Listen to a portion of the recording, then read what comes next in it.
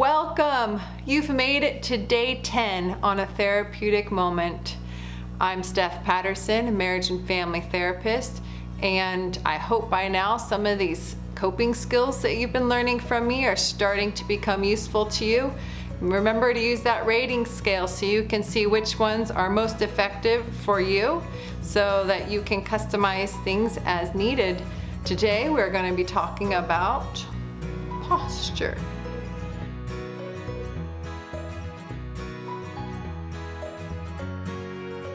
Our bodies can express our emotional states pretty clearly. If you see a winner of a race cross that finish line and they're throwing up their arms in victory, you can just read that joy and excitement and victorious moment all over their body. Or if you see someone like a teenager hunched over on the steps surrounded by their friends, you can just read their sorrow and their sadness and grief, probably over something like a breakup. Or someone hugging and just having that calm, relaxed, peaceful look on their face. You can see that comfort and release and peace in their hug. So no matter what culture, no matter what language, no matter what class you're in, body language is a universal language. Pretty much if you see somebody looking down, kind of curled inward, you can surmise that they are feeling kind of weak and maybe hurt or sad. And if someone else is looking up and they're expansive, spreading out, looking upward, that they're likely feeling joyful or powerful. So we know that our bodies can show which emotions we're feeling right now, but is it also true that our body position can change the way we're feeling?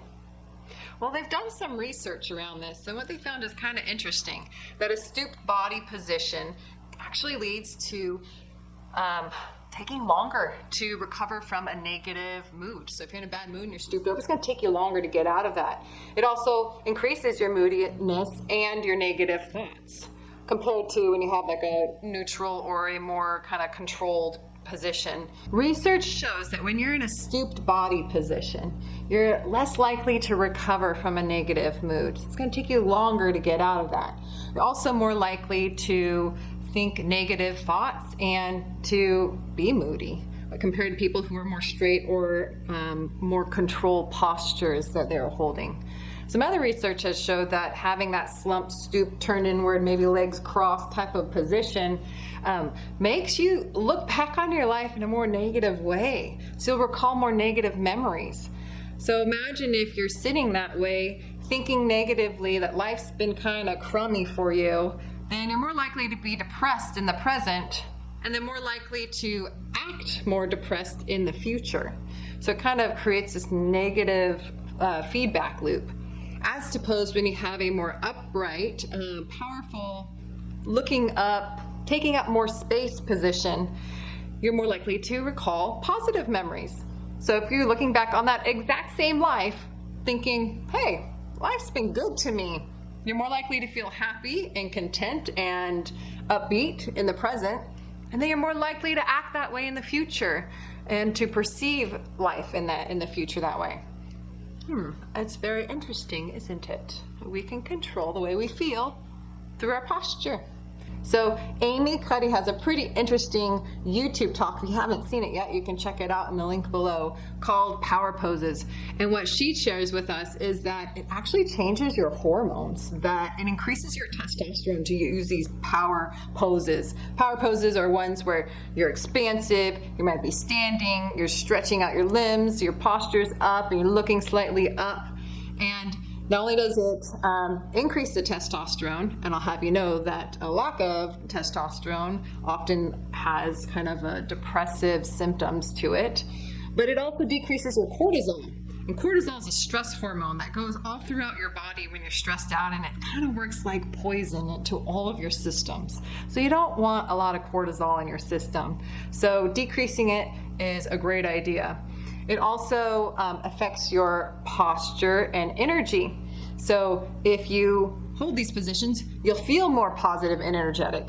And then we know if we feel more positive and energetic, we're more likely to keep that posture going. So it's a positive feedback loop at that point. In this modern world we live in, we're often collapsed and working on our computers all hunched or staring at our cell phones looking down. And just go outside and look around. You'll see everyone's head sort of leaning downward and their posture turned inward.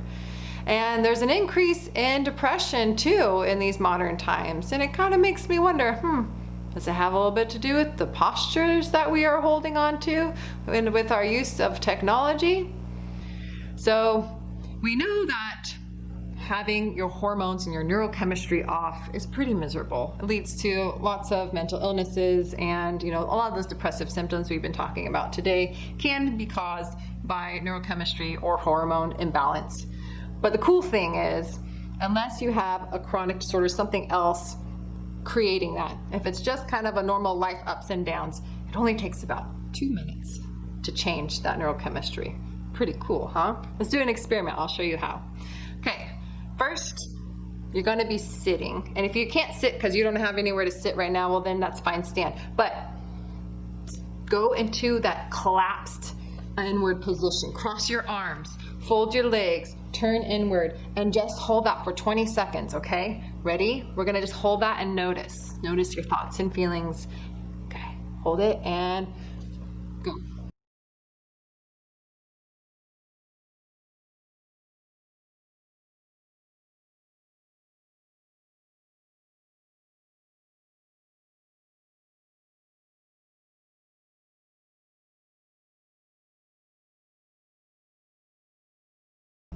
Did you notice what you were thinking about, how you were feeling when you're in that body position?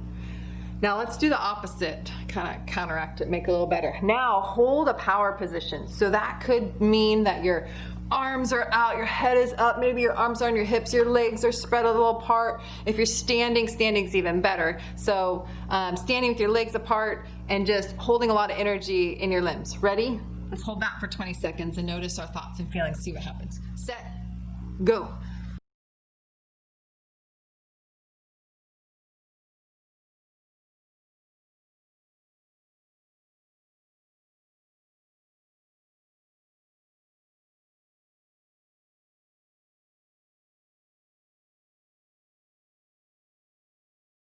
So now you know the power of your posture. You don't have to wait until you feel energetic to be energetic. Just hold those positions, hold your body up and big, take up space, and you'll start to feel better. Throughout your day today, find more times and places where you can do more powerful, expansive positions. Maybe you skip somewhere instead of walk. And I guarantee you cannot be grumpy if you've been skipping.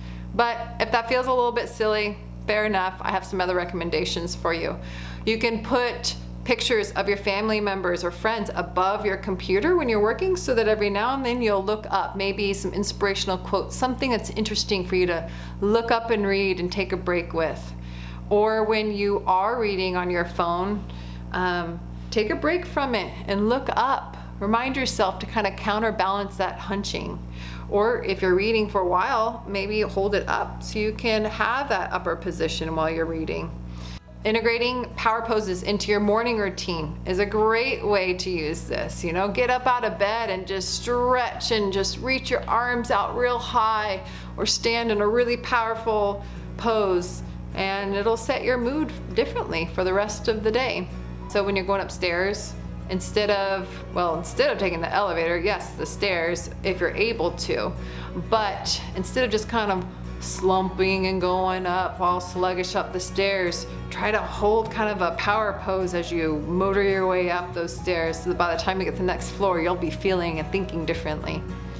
So there's lots of other ways you can do power poses in your day, and I'm really curious to see the creative ways you're gonna integrate them into your life.